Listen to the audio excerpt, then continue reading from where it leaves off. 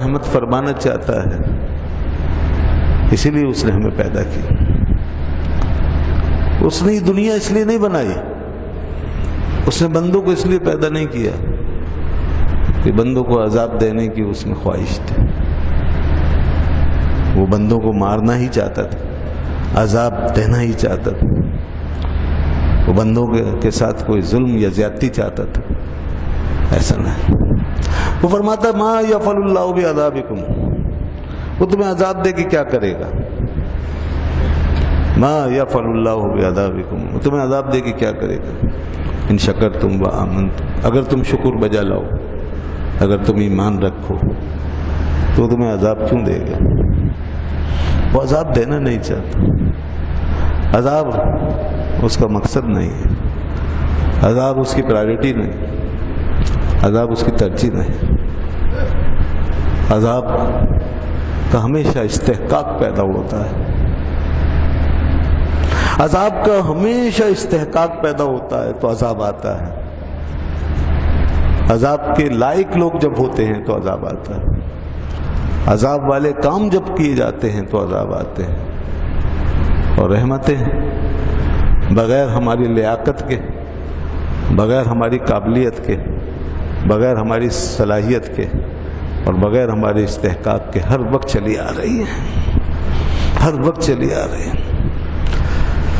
رحمتیں اس طرح چلی آ رہی ہیں کہ ہماری پیدائش میں رحمت، ہماری تخلیق میں رحمت، ہمیں دنیا میں لایا رحمت سے لایا، ہمیں جو کچھ عطا کیا وہ رحمت سے عطا کیا، ہمیں جس چیز سے نوازا رحمت سے نوازا، اس نے ہمیں عطا ہی عطا کیا۔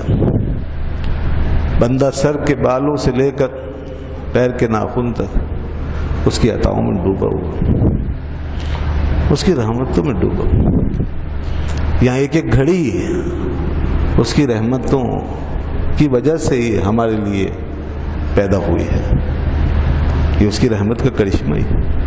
یہاں ایک ایک موقع اس کی رحمتوں کا مظہر ہے، ایک ایک قطرہ اس کی رحمتوں کی فیاضی ہے، ایک ایک ذرہ اس کی رحمتوں کا کرشمہ۔ کوئی چیز ایسی نہیں جس پہ اس کی رحمت کی مہر نہ لگے۔ انسان کو جینے کے لیے ایک لمحہ ملے یا بھرپور زندگی، سب کچھ اس کی رحمت کے طفیل۔ ایک لمحے بھر کی زندگی بھی اس کی رحمت ہے، اور پوری بھرپور زندگی، بھرپور جوانی، بھرپور طاقت، قوت، شباب، یہ بھی اس کی رحمت، ہر سانس اس کی رحمت۔ تو اس نے عذاب کی بنیاد پر اپنا نظام نہیں بنایا، اس نے ناراضی کی بنیاد پر اس نظام کو نہیں بنایا، اس نے اپنے نظام کو رحمت کی بنیاد پر قائم کیا۔ اس لیے وہ ہر کام کی ابتدا سے پہلے بسم اللہ الرحمن الرحیم پڑھنے کی تعلیم فرماتا۔ جب بھی آغاز کرو تو رحمان الرحیم کے لفظ سے یاد کرو، رحمان کہو، رحیم کہو، تو یہ آغاز ہے تمہارے ہر کام کا، اور یہی آغاز ہے، یعنی رحمانیت اور رحیمیت ہی کے ساتھ آغاز ہے اس کے ہر کام کا۔ تو ابتدا ہر کام کی اس کی رحمت سے ہی۔ میں نے عرض کیا نا کہ تباہی، بربادی، عذاب، پکڑ، گرفت، مواخذہ، سزا، یہ سب استحقاق کے بعد ہوتے ہیں۔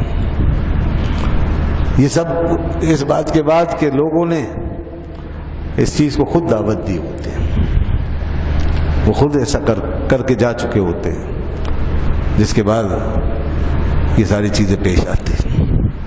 ورنہ وہ فرماتا ہے ما یفعل اللہ بعذابکم، وہ تمہیں عذاب دے کے کیا کرے؟